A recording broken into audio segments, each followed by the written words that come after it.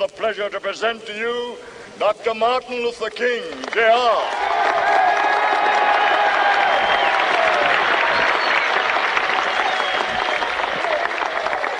I am happy to join with you today in what will go down in history as the greatest demonstration for freedom in the history of our nation.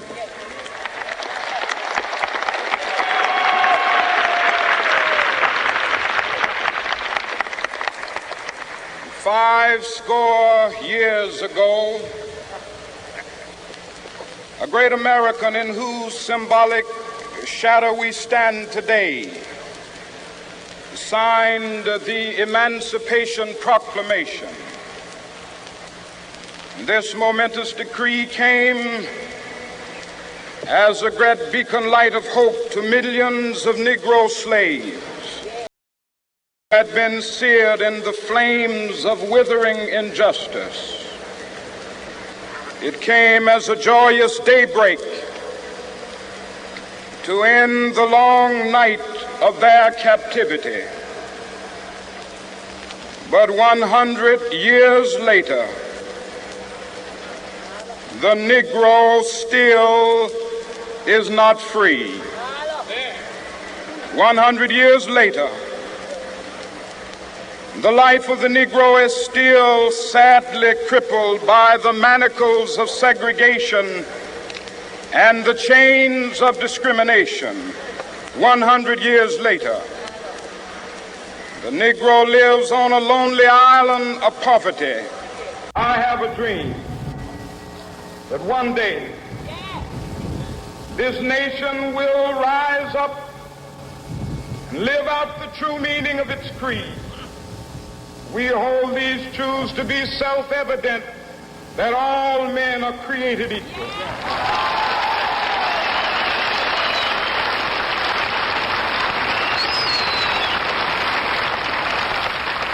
I have a dream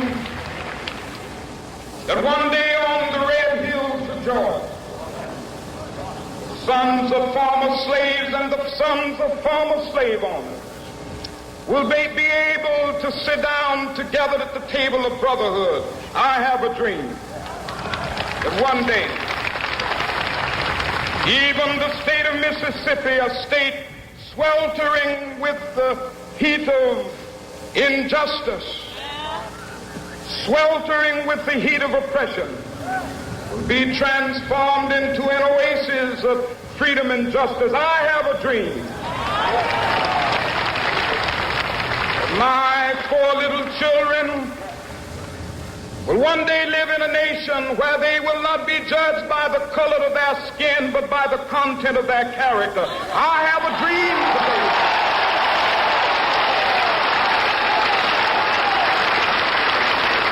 I have a dream that one day, down in Alabama, with its vicious racists, with its governor having his lips dripping with the words of interposition and nullification. One day right there in Alabama, little black boys and black girls will be able to join hands with little white boys and white girls as sisters and brothers. I have a dream today.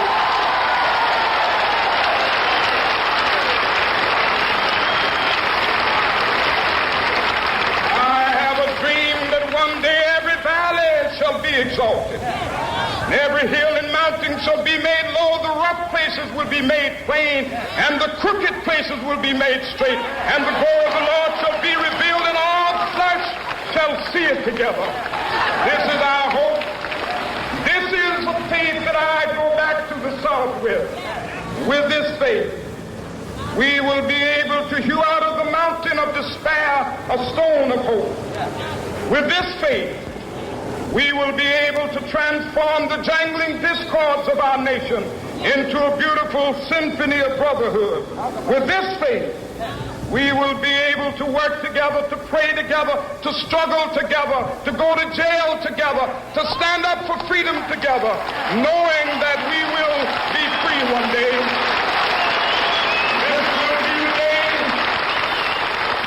This will be the day when all of God to sing with new meaning, my country, tears of thee. Sweet land of liberty, of thee I sing. Land where my fathers died, land of the pilgrim's pride. From every mountainside, let freedom ring. And if America is to be a great nation, this must become true. And so let freedom ring. From the prodigious hilltops of New Hampshire, let freedom ring.